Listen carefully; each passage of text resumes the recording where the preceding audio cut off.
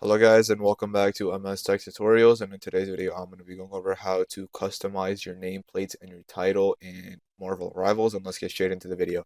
So it's pretty simple. All you have to do is go over to your image, like in the top right, your profile, go over to customize, and then from here it will show you your nameplates. You can check to see what you have owned, and then you can also go to title and you can also hit the check to see what you have owned, but there's only four so you don't really need to. But that is basically where you can customize your nameplates. There's a bunch, and yeah, that should be it. There's also, like, if you want a specific one, you can hit acquire and it will show you how to get it. This one is only 300 units, and other than that, that's basically it. That is how to customize nameplates and titles, and how to use custom nameplates and titles in Marvel Rivals. And yeah, that should be it for the video. Thank you guys for watching. Make sure to give the video a thumbs up, subscribe to the channel, and have a great day.